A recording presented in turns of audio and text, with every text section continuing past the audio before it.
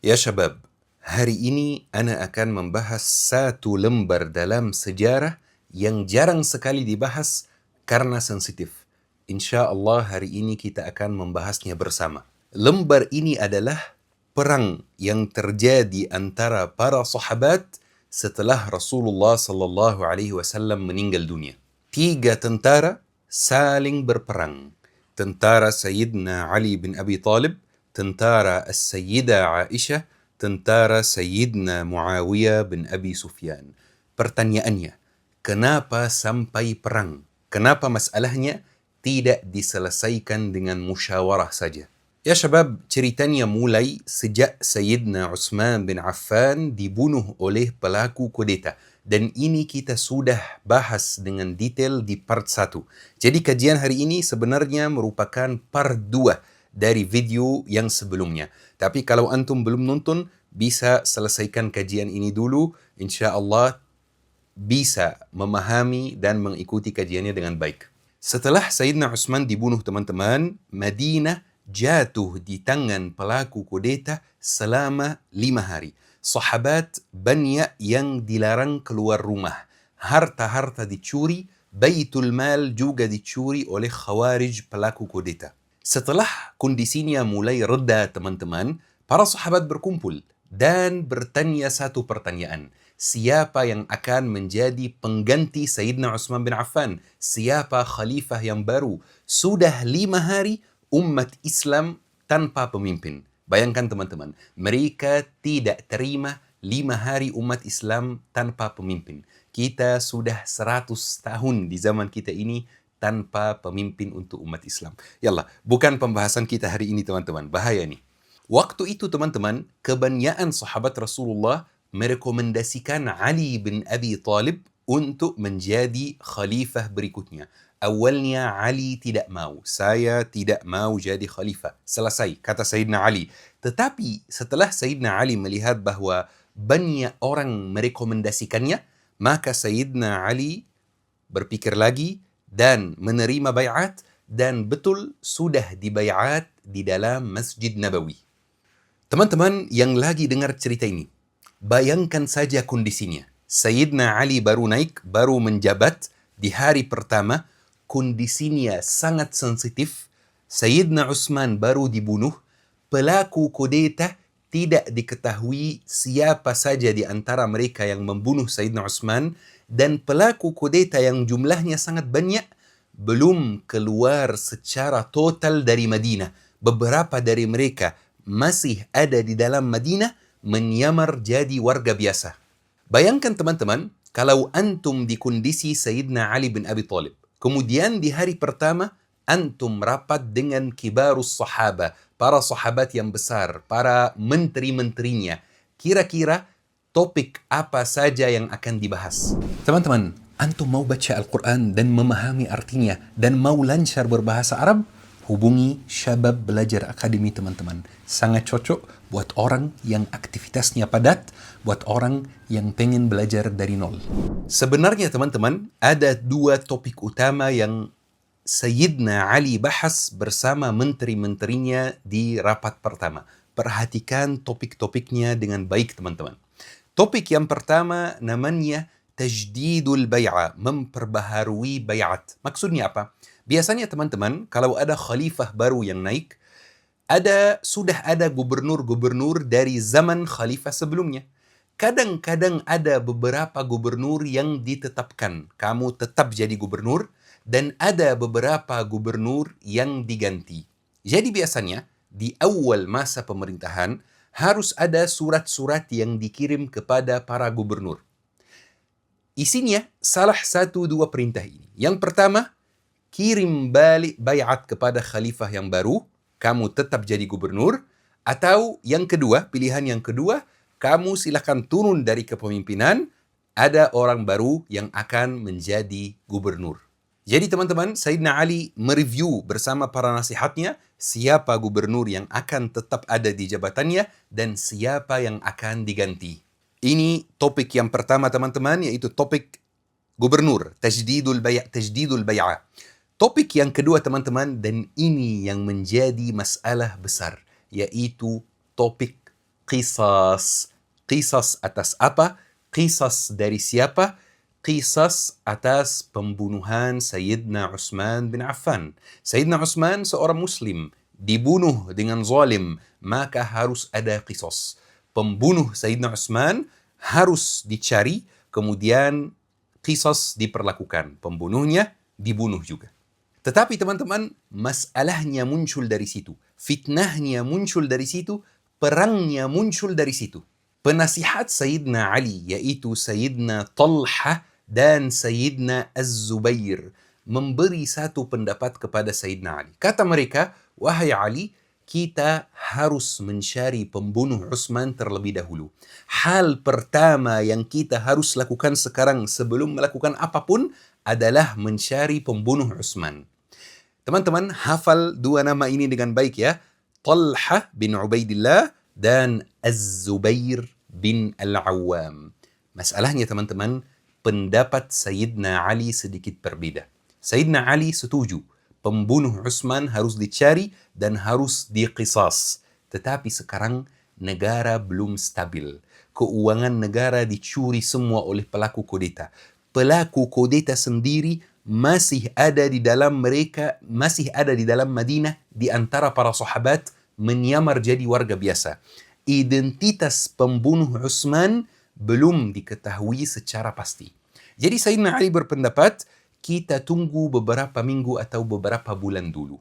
Kita bikin negara stabil dulu. Saya terima surat bayat dari gubernur-gubernur. Saya memperbaiki keuangan negara. Kemudian saya membunuh pembunuh Utsman bin Affan. Jadi teman-teman, Sayyidina Talha dan Sayyidina Az-Zubair merasa sudah tidak sejalan lagi dengan pemerintahan Sayyidina Ali. Dan mereka langsung izin sama Sayyidina Ali untuk pergi ke Makkah. Mereka pergi ke Makkah bertemu dengan siapa? Bertemu dengan istri Rasulullah SAW, As-Sayyidah Aisyah. Dan membentuk semacam lobby atau pasukan yang menekan Sayyidina Ali untuk qisas terlebih dahulu sebelum rencana-rencana yang lain. Lobby atau pasukan atau grup yang mereka bentuk di Makkah itu teman-teman, jumlahnya tidak sedikit. Jumlahnya 3.000 orang. Dan mereka mulai untuk bergerak dengan satu tujuan, mencari pembunuh Utsman, memberi tekanan terhadap Sayyidina Ali untuk segera mencari pembunuh Utsman. Mereka bergerak kemana? Mereka bergerak ke Basrah, teman-teman. Taib. Kenapa mereka bergerak ke Basrah?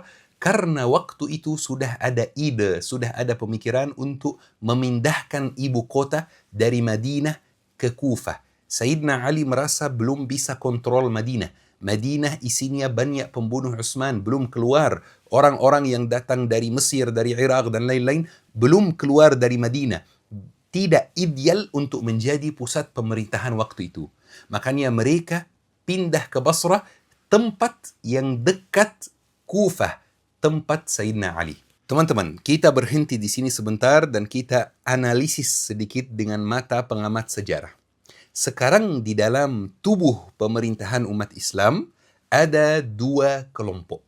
Kelompok yang pertama, kelompok resmi. Kelompok Sayyidina Ali bin Abi Thalib yang setuju pembunuh Utsman harus dicari, ditangkap dan diqisas, tetapi tunggu dulu beberapa minggu, beberapa bulan sampai negara stabil dulu. Kelompok yang kedua adalah kelompok As-Sayyidah Aisyah, Sayyidina Talha, Sayyidina Az-Zubair yang mendesak Sayyidina Ali untuk mencari pembunuh Utsman dan berpendapat bahwa ini harus menjadi agenda pertama negara. Tapi teman-teman, muncul satu masalah lain yang sangat besar. Masih ingat gak rapat yang tadi? Dua topik yang dibahas. Topik yang pertama apa? Ada yang masih ingat gak? Topik yang pertama adalah para gubernur. Para gubernur dikirimi surat sama Sayyidina Ali bin Abi Thalib untuk minta bayat. Ada satu gubernur yang menolak untuk bayat kepada Sayyidina Ali bin Abi Thalib. Kira-kira siapa dia?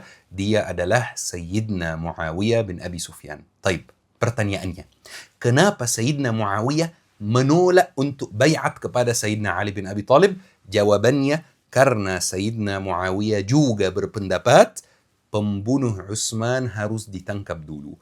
Wahai Ali, qisas dulu, baru saya bayat. Ini bukan masalah biasa yang sederhana, teman-teman. Kenapa? Karena Sayyidina Muawiyah itu gubernur Syam, teman-teman. Provinsi paling besar dalam negara Islam waktu itu. Bayangkan saja, provinsi yang paling banyak menyambung harta ke pusat, menyambung uang ke pusat, tiba-tiba dilepas begitu saja, gubernurnya tidak mau bayat.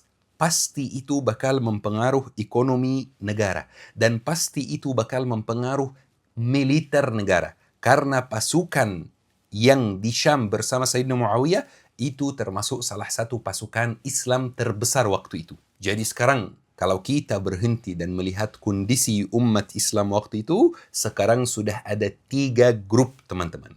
Grup yang pertama, Sayyidina Ali bin Abi Thalib, khalifah yang resmi, yang mau bikin negara stabil dulu, baru mencari pembunuh Utsman. Grup yang kedua, grup As-Sayyidah Aisyah, Talha, Az-Zubair, yang ingin mencari pembunuh Utsman terlebih dahulu sebelum melakukan apapun. Grup yang ketiga adalah grup Sayyidina Muawiyah bin Abi Sufyan yang menolak untuk bayat kepada Sayyidina Ali dengan alasan harus qisas dulu, baru saya bayat. Jadi teman-teman, pasukan As-Sayyidah Aisyah, kita sudah sebut tadi, mulai bergerak dari Makkah menuju Basrah. Kemudian pasukan Sayyidina Ali juga memang sudah ada di Kufah. Dan kedua tentara sudah sangat dekat, sudah berhadapan, dan hampir mau mulai perang, teman-teman. Tetapi Alhamdulillah, kedua pasukan memilih untuk negosiasi terlebih dahulu. Memilih untuk musyawarah terlebih dahulu. Mencari jalan tengah bersama daripada perang. Dan kejutannya ya syabab, kedua pasukan berhasil untuk mencari jalan tengah. Negosiasinya sukses, teman-teman. Mereka duduk bersama, ngobrol, negosiasi berhari-hari, kemudian mereka buat kesepakatan. Kesepakatannya apa? Kesepakatannya adalah mengikuti pendapat Sayyidina Ali. Bikin kondisi negara stabil dulu, bikin ibu kota stabil dulu, baru mencari pembunuh Utsman. Itu janji dari Sayyidina Ali bin Abi Thalib. Mungkin teman-teman yang sudah pernah mendengar cerita ini akan kaget. Syekh, katanya mereka berhasil negosiasi. Terus perang unta, perang Jamal yang kita baca di dalam sejarah itu kapan terjadinya? Dan kenapa terjadinya kalau memang mereka berhasil untuk menyepakati satu kesepakatan? Di situ letak masalahnya, teman-teman. Ketika kedua pasukan sudah sepakat, mereka sudah menyetujui poin-poin kesepakatan, mereka sepakat hari berikutnya, mereka bertemu bersama, semuanya Sayyidina Ali, Sayyidah Aisyah, Sayyidina Talha, Sayyidina Zubair, bertemu bersama semua untuk tanda tangan kesepakatan tersebut. Tetapi masalahnya syabab, di dalam tentara Sayyidina Ali, di dalam tentara As-Sayyidah Aisyah, masih ada pembunuh Utsman, masih ada pelaku kudeta, masih ada khawarij yang menyamar jadi warga biasa. Mereka tersebar di semua tempat, di semua kota, di semua pasukan, dan identitasnya tidak diketahui. Mereka masuk tentara Sayyidina Ali, pura-pura mendukung Sayyidina Ali. Masuk tentara Sayyidah Aisyah, pura-pura mendukung Sayyidah Aisyah. Ketika mereka itu yang diam-diam masuk kedua pasukan, ketika mereka melihat keadaannya seperti itu, bentar lagi kedua pasukan ini buat kesepakatan.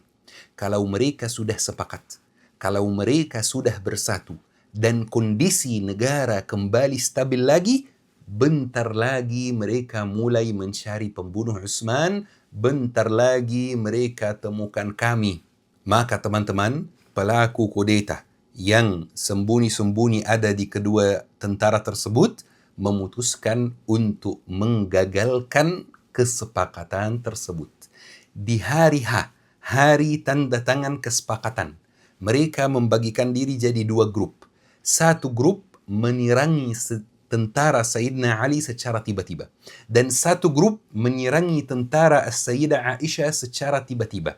Jadi ketika tentara Sayyidina Ali diserangi, prajuritnya bakal mengira bahwa yang menyerangi itu tentara Sayyidah Aisyah.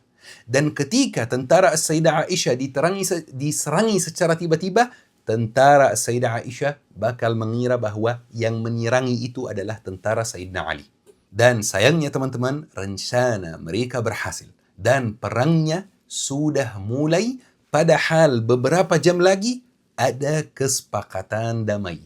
Sayyidina Ali tahu ini perilaku Khawarij. Sayyidah Aisyah tahu ini perilaku Khawarij. Ini bukan pengkhianatan dari tentara Ali maupun tentara Aisyah. Sayyidina Ali panggil-panggil prajuritnya untuk berhenti. Tidak ada yang mau dengar. Sayyidah Aisyah panggil-panggil prajuritnya untuk berhenti. Tidak ada yang mau dengar, teman-teman. Dan masalahnya, pelaku kudeta, pembunuh Sayyidina Utsman yang ada dalam kedua tentara, memutuskan untuk bunuh Sayyidah Aisyah, istri Rasulullah sallallahu alaihi wasallam.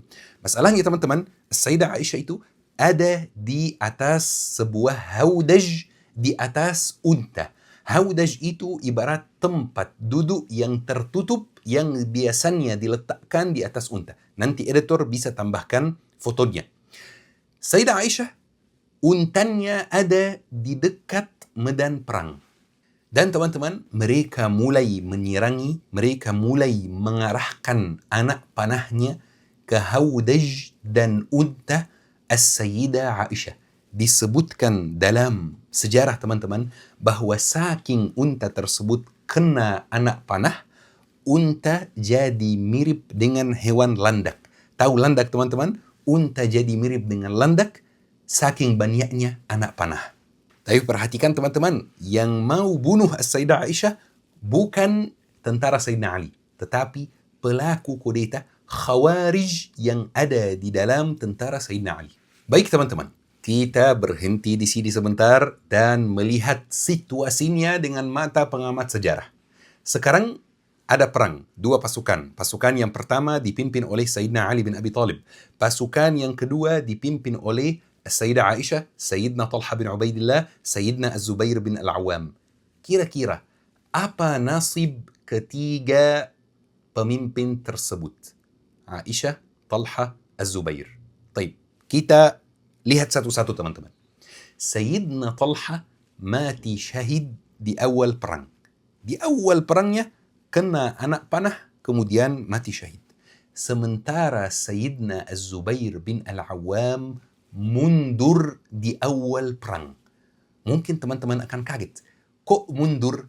Kenapa mundur kira-kira? Ini kan perang ya, dan udah ada kesepakatan dan lain-lain. Kenapa tiba-tiba mundur dari perangnya? Jawabannya teman-teman, karena Sayyidina Az-Zubair ketika perangnya sudah mulai, Sayyidina Az-Zubair ingat satu hadis yang beliau pernah dengar dari Rasulullah sallallahu alaihi wasallam. Perhatikan hadisnya teman-teman. Rasulullah sallallahu alaihi wasallam bersabda, "Taqtulu Ammaran al-fi'atul baghiyah, yad'uuhum ila al-jannah wa yad'uunahu ila an-nar." Ammar akan dibunuh oleh kelompok yang durhaka. Ammar mengajak mereka kepada surga, sedangkan mereka mengajaknya kepada neraka. Dan kejutannya, Ammar yang dimaksud oleh Rasulullah berada di tentara Sayyidina Ali, yaitu sahabat Rasulullah Ammar bin Yasir. Jadi Rasulullah ingin menyampaikan kepada para sahabat akan terjadi perang nanti di masa depan. Kelompok yang ada Ammarnya adalah kelompok yang lurus. Ketika Sayyidina Zubair mendengar atau mengingat hadis ini, Sayyidina Zubair langsung mundur. Apalagi Sayyidina Zubair ingat satu hadis lagi dari Rasulullah sallallahu alaihi wasallam, disampaikan langsung oleh Rasulullah kepada Az-Zubair. Rasulullah sallallahu alaihi wasallam bersabda, "La tuqatilannahu wa anta lahu zalim." Sungguh wahai Zubair, engkau akan memerangi Ali sedangkan engkau berlaku zalim kepadanya. Jadi Sayyidina Az-Zubair mundur dari awal perangnya teman-teman. Tetapi ketika Sayyidina Az-Zubair mundur, beliau jalan sendiri, pulang sendiri teman-teman. Dan sayangnya dia diikuti oleh satu pelaku kudeta, satu Khawarij, satu pembunuh Utsman yang namanya Ibnu Jurmuz. Ibnu Jurmuz mencari kesempatan ketika Zubair lagi istirahat, kemudian membunuhnya, dan memisahkan kepalanya dari badannya. Kemudian membawa kepalanya kepada Ali bin Abi Thalib. Ibnu Jurmuz mengira Ali bin Abi Thalib akan senang. Kamu hebat wahai Ibnu Jurmuz, membunuh musuh kami. Enggak. Ali bin Abi Thalib tidak menganggap Az-Zubair sebagai musuh, walaupun mereka di dalam medan perang. Ali bin Abi Thalib tidak menganggap Aisyah dan Talha sebagai musuh, walaupun mereka berperang. Perhatikan teman-teman, teks berikut teman-teman. Ibnu Jurmuz meminta izin untuk menemui Ali, sementara aku berada di sisinya. Maka Ali berkata, sampaikan kabar kepada pembunuh putra Safiyah, yaitu Az-Zubair, bahwa dia berada di dalam neraka. Kemudian Ali berkata, aku mendengar Rasulullah sallallahu alaihi wasallam bersabda, sesungguhnya setiap nabi memiliki seorang hawari. Hawari artinya penolong setia. Dan hawariyuku adalah Az-Zubair. Ali bin Abi Thalib tidak senang sama sekali dengan apa yang Ibnu Jurmuz lakukan. Kemudian teman-teman, nasib pemimpin yang ketiga yaitu As-Sayyidah Aisyah ketika perangnya sudah selesai dan tentara Sayyidina Ali menang. Yang menarik di sini, setelah perangnya selesai, Sayyidina Ali dan As-Sayyidah Aisyah bertemu seperti biasa. Padahal mereka habis perang, teman-teman. Dan itu yang sulit kita cerna hari ini. Mereka, teman-teman, tidak menganggap satu sama lain sebagai musuh. Mereka berperang, iya, tetapi mereka berperang untuk mencari kebenaran, bukan untuk membalas dendam, teman-teman. Jadi walaupun mereka berperang, mereka tahu bahwa yang ada di pihak yang melawan saya itu adalah saudara saya, bukan musuh saya. Kemudian teman-teman, Sayyidina Ali ingat satu hadis dari Rasulullah SAW. Hadis ini sahih, jarang diketahui banyak orang, dan ana yakin banyak dari teman-teman mungkin pertama kali mendengar hadis ini. Rasulullah SAW bersabda, Ya Ali, innahu sayakunu bainaka wa baina Aisyatan amran. Faqala Ali, ana ya Rasulullah. Qala na'am. Qala fa ana ashqahum ya Rasulullah. قال لا ولكن إذا كان ذلك فرددها إلى مأمنها. Wahai Ali, ini kata Rasulullah, nanti akan terjadi suatu urusan antara engkau dan Aisyah. Ali kaget, urusan apa itu? Kata Ali, apakah aku yang terlibat wahai Rasulullah? Beliau menjawab, iya. Maka Ali bertanya, berarti aku orang yang paling celaka wahai Rasulullah? Aku orang yang zalim dalam urusan tersebut. Aku orang yang melampaui batas dalam urusan tersebut. Kata Rasulullah SAW, tidak. Tetapi jika itu terjadi, maka kembalikanlah Aisyah ke tempat amannya. Maka teman-teman, Sayyidina Ali mengikuti wasiat Rasulullah SAW dan mengembalikan Sayyidah Aisyah dalam keadaan terhormat, dalam keadaan terjaga, dalam keadaan semua kebutuhannya tercukupi ke tempat amannya, yaitu kota Madinah, teman-teman. Taib, di sini kita perlu berhenti lagi dan pakai kacamata pengamat sejarah, teman-teman. Tadi ada 3 kelompok, sudah jadi 2 sekarang. Yang pertama, kelompok resmi Khalifah Sayyidina Ali bin Abi Thalib. Yang kedua, kelompok Sayyidina Muawiyah bin Abi Sufyan yang menolak untuk bayat karena ingin untuk mencari pembunuh Utsman terlebih dahulu. Mendesak Sayyidina Ali untuk mencari pembunuh Utsman terlebih dahulu. Qisas baru bayat. Ini aturan yang Sayyidina Muawiyah buat.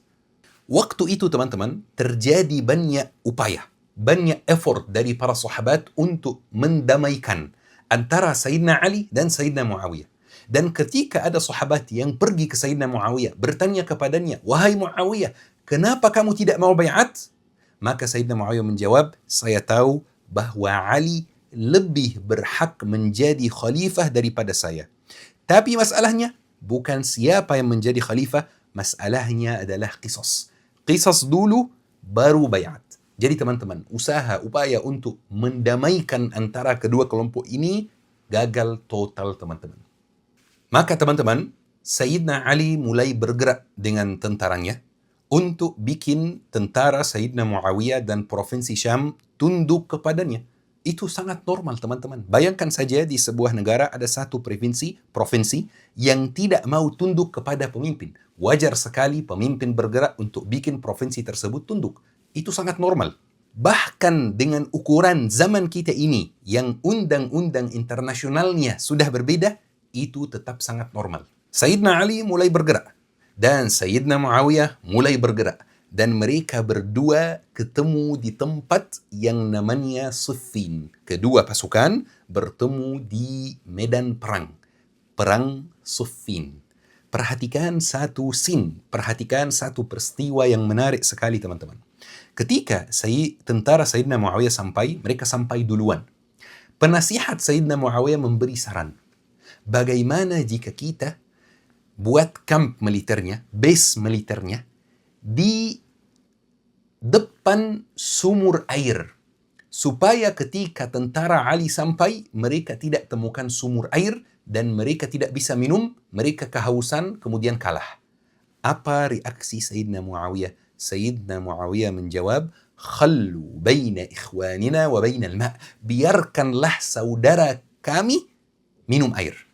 Bayangkan teman-teman, ini konteksnya perang. Dua pasukan yang sudah mau berhadapan dan sudah mau perang. Sudah ada yang bakal membunuh, sudah ada yang bakal dibunuh.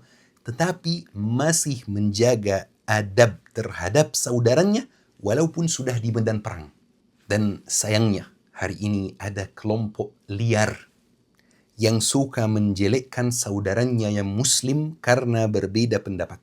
Menjelekkan ulama, menjelekkan saudaranya karena tidak mengikuti pendapatnya sendiri. Bahkan yang lebih menarik lagi teman-teman, ketika kedua tentara sudah sampai medan perang, ketika masuk waktu salat 5 waktu, mereka salatnya berjamaah, imamnya Sayyidina Ali bin Abi Thalib. Tentara Sayyidina Muawiyah salat di belakang Sayyidina Ali bin Abi Thalib. Kenapa teman-teman? Karena kedua pasukan ini tidak berperang karena dunia. Mereka berbeda pendapat. Dan masing-masing dari kelompok tersebut merasa bahwa dirinya berada di atas kebenaran. Maka mereka menganggap lawannya menyimpang dari kebenaran. Tetapi mereka masih menjaga adab terhadap saudaranya. Mereka tidak menyesatkan saudaranya. Mereka tetap tahu bahwa dia adalah saudaraku. Walaupun kita bakal berperang sekarang. Dan sayangnya teman-teman, masih ada beberapa orang dari kelompok-kelompok liar. Tidak ada kata selain liar yang bisa deskripsikan mereka.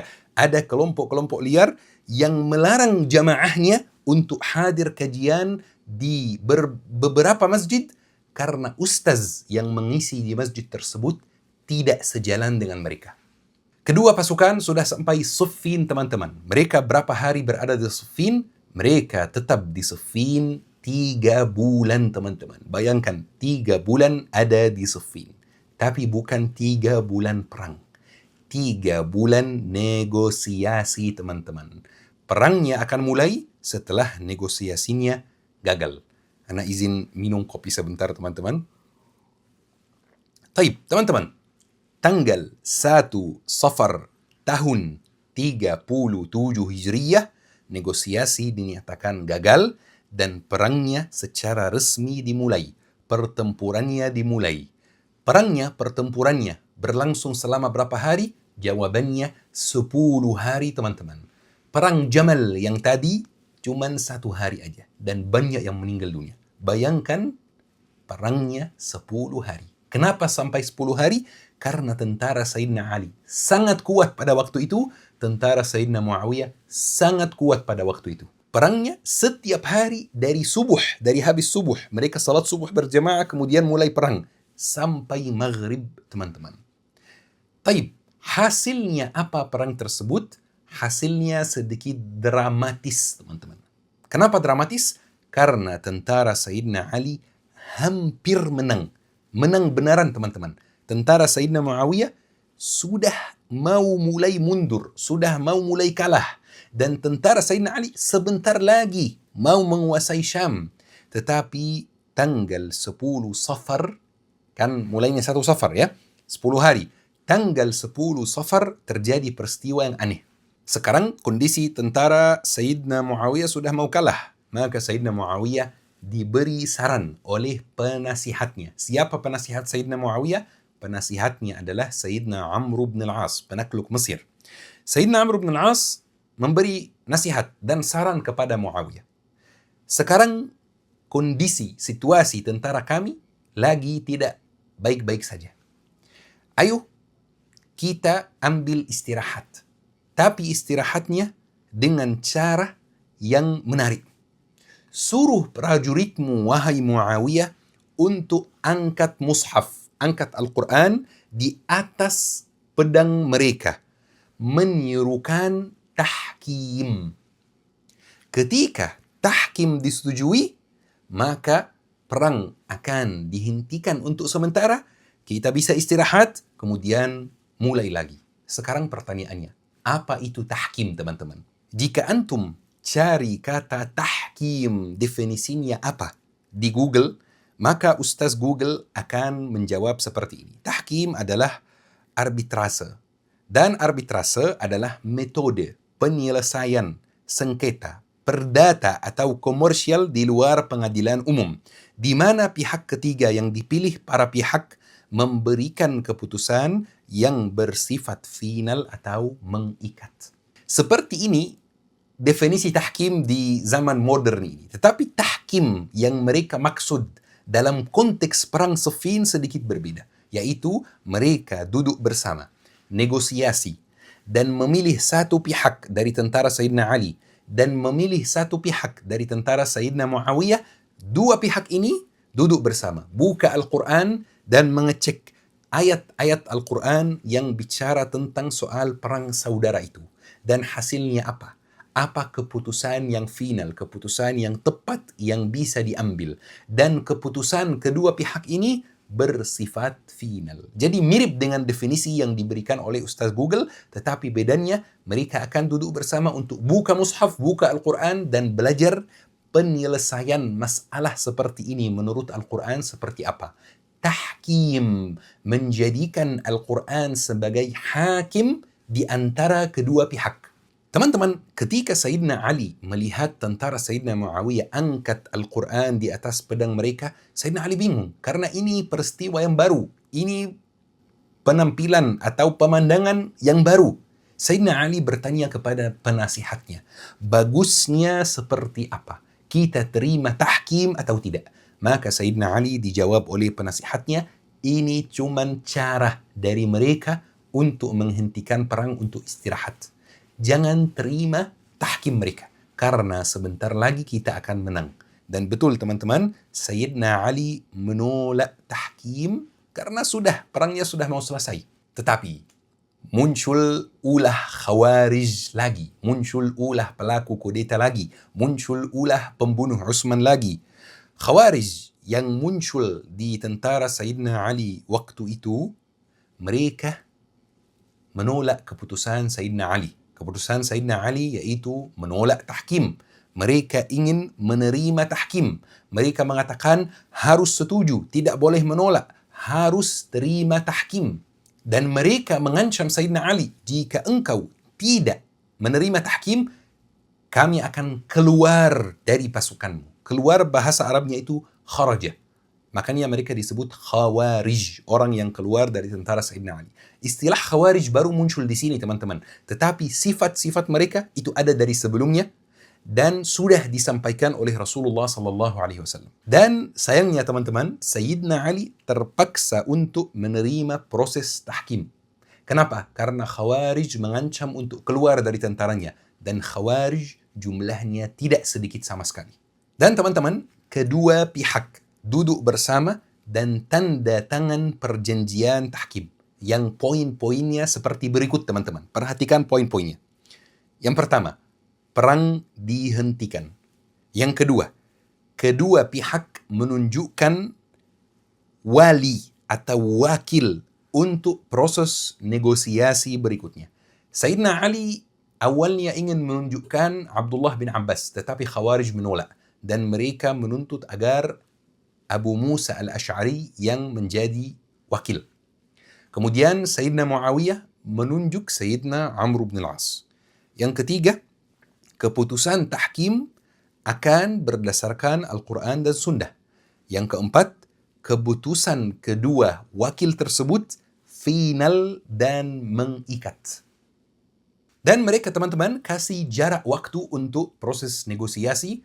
Perangnya sudah selesai. Sayyidina Ali kembali ke Kufah, ibu kota yang baru. Sayyidina Muawiyah kembali ke Damaskus, ibu kota provinsi Syam. Kemudian di tengah jalan, ketika Sayyidina Ali pulang, terjadi hal yang lebih aneh lagi. Masih ingat gak teman-teman Khawarij yang tadi menuntut agar tahkim harus diterima? Ketika mereka OTW pulang ke Kufah, mereka pikir-pikir dan merasa bersalah. Kita menjadikan manusia hakim atas urusan yang harusnya sudah ditentukan oleh Al-Quran. Harusnya Al-Quran yang jadi hakim, bukan manusianya. Kami bersalah, kami sudah keluar dari Islam, kami dinyatakan kafir. Mereka menyatakan dirinya kafir dan keluar dari Islam karena mereka ngambil satu dalil, inil hukmu illa lillah, keputusan itu hanya milik Allah. Dan mereka ikhtisal, mandi besar, dan syahadat kembali masuk Islam lagi. Dan mereka pergi ke Sayyidina Ali bin Abi Thalib, minta dia untuk syahadat lagi, karena dia sudah kafir, karena menerima tahkim yang memang mereka yang tuntut, dan harus syahadat lagi untuk kembali Muslim. Dan kalau Ali tidak mau syahadat lagi, tidak mau masuk Islam lagi, maka mereka keluar dari tentaranya. Dan teman-teman, terjadi perang antara Sayyidina Ali dan kelompok Khawarij yang seperti yang kita sepakati jumlahnya tidak sedikit. Tetapi perang tersebut kita tidak akan ceritakan sekarang. Kita sekarang ceritakan bahwa di tahun berikutnya, proses tahkim dinyatakan gagal teman-teman, tapi masalahnya kondisinya sudah berubah. Awalnya, tentara Sayyidina Ali dan tentara Sayyidina Muawiyah kurang lebih sama kekuatannya. Bahkan tentara Sayyidina Ali mungkin lebih kuat. Tetapi setelah perang Sayyidina Ali melawan Khawarij, setelah perang Siffin, tentara Sayyidina Ali mulai melemah, sementara tentara Sayyidina Muawiyah mulai kuat teman-teman. Dan masalahnya, Sayyidina Muawiyah sudah menguasai satu provinsi lagi, yaitu Mesir. Sekarang dia menguasai dua provinsi yang sangat besar. Mungkin paling besar pada waktunya. Mesir dan Syam. Teman-teman, Sayyidina Muawiyah mulai angkat gubernur-gubernur sendiri. Dan mulai bangun administrasi negara sendiri. Sekarang dia membentuk negara sendiri. Maka teman-teman, Sayyidina Ali memutuskan untuk melakukan penyerangan lagi terhadap Syam. Tapi sebelum Sayyidina Ali berperang melawan Sayyidina Muawiyah, sebelum terjadinya penyerangan lagi terhadap Syam, terjadi hal yang mengejutkan semua pihak. Khawarij memutuskan untuk bunuh Sayyidina Ali, Sayyidina Muawiyah, dan Sayyidina Amr bin al-As. Khawarij memutuskan untuk bunuh mereka bertiga di hari yang sama, di waktu yang sama, di tiga tempat yang berbeda. Dan itu teman-teman yang kita akan sampaikan di part 3 insyaAllah. Kita akan menjelaskan di part 3 seperti apa perang Sayyidina Ali melawan Khawarij dan seperti apa rencana pembunuhan tiga orang ini, Sayyidina Ali, Sayyidina Muawiyah, Sayyidina Amr, dan apa yang terjadi setelahnya. Teman-teman, sampai sini kajian kita sudah selesai. Tapi saya ingin menyampaikan satu hal. Pertanyaannya, siapa yang benar, siapa yang salah? Teman-teman, jelas dari banyak hadis Rasulullah SAW bahwa Sayyidina Ali pendapatnya benar, bahwa Sayyidina Ali berada di atas kebenaran. Tapi apakah itu berarti Sayyidina Muawiyah jahat? Apakah itu berarti Sayyidina Muawiyah mencari dunia sementara Sayyidina Ali mencari akhirat? Jawabannya tidak, teman-teman. Jawabannya tidak sama sekali. Keduanya sahabat mulia. Keduanya mencari kebenaran. Keduanya berbeda pendapat, teman-teman. Jadi jangan sampai karena kita menikmati cerita sejarahnya kita berpihak. Buat apa berpihak? Ini sudah masa lalu, sudah selesai, sudah terjadi. Jangan berpihak, teman-teman. Kita jelas tahu siapa yang benar, siapa yang salah, tapi jangan sampai kayak menjadi pensupport pihak A, pensupport pihak B, pembela pihak A, pembela pihak B. Enggak, teman-teman. Dua-duanya sahabat mulia.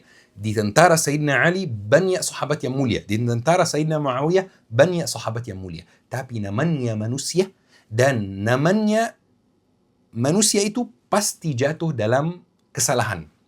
Tapi yang kita perlu nilai, ketika dia melakukan kesalahan, niatnya apa? Mencari dunia atau mencari akhirat? Mencari dunia atau mencari kebenaran?